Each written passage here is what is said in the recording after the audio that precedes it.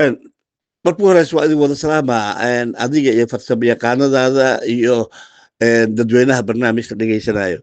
Een, marka waxaan rabaa in aan marka horeyso aan hadal aan soo xasuustay in aan yani aan ku bilaabo hadalkayga.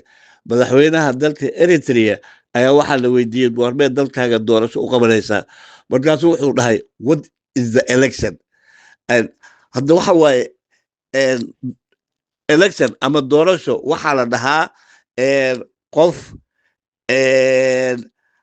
ama koox ama dad yani loo dooranayo qof loo dooranayo xafiis siyaasadeed, xil xafiis siyaasadeed loo dooranayo, ama dad yani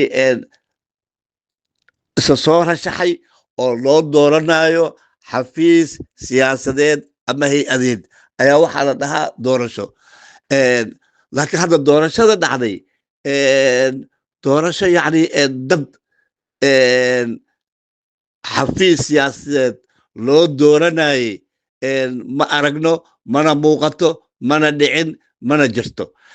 balse waxaad arkaysaa oo keliya in la leeyahay degme hebel 10 cod, degme hebel 5 cod, xisbi hebel 20 cod oo helay, xisbi yani 20ka cod dad miya haddii u rashaxan yihiin, haddii yani loo soo rashaxay codadkaasi dadka yani helay aaway, haddeena mataqaanaa u sharaxan yihiin.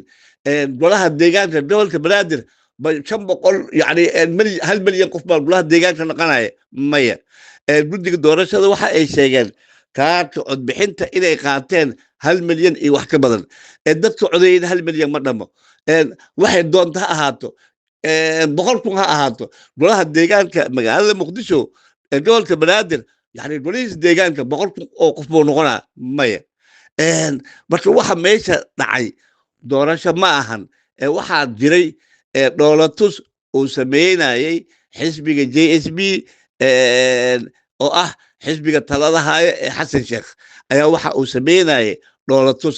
haddii yani sida uu rabo iyo qaabka uu rabo, haddii yani uu fursad u helo doorasho inuu qabto, qaabkii uu u qaban lahaa ayuu yani sameeyey. ma samaynin wax doorasho ah. sababtoo ah saan hore u sheegay, doorasho waxaa la dhahaa qof loo dooranayo xil xafiis siyaasadeed ama hay-adeed ayaa waxaa la dhahaa doorasho. marka waxa waaye xisbiyadii waaweynaa iyo jilba culusta ay hogaaminayeen siyaasadda soomaaliya dhammaantood waa ay ka baaqdeen, waa ay iska diideen markii ay fahmi waayeen qaabka iyo magac bixinta doorashada markii la weydiiyey iyo qaabka la rabo iyo yani guddiga aan yani wadar orwalka lagu ahayn dhinaca u raran, waxaasoo dhan markii la arkay ayay siyaasiyiintii jilba culusta ahayd ee xisbiyada waaweyn lahaa oo dhan way ka baaqdeen. balse waxaa yani raacay 20 xisbi oo madaxiisayaal ah ayaa raacay. marka xisbiga JSB dhaqaalihii dalka asagaa haysto.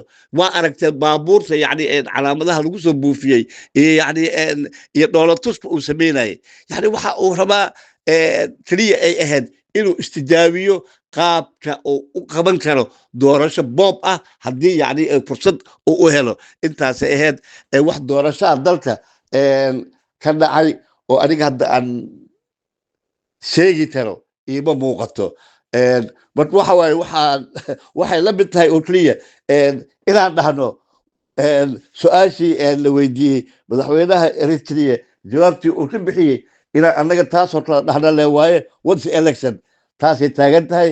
marka insha allahu aad iyo aad aad u mahadsantihiin xiriirka aad ila soo xiriirteen. salaamu allahi calaykum.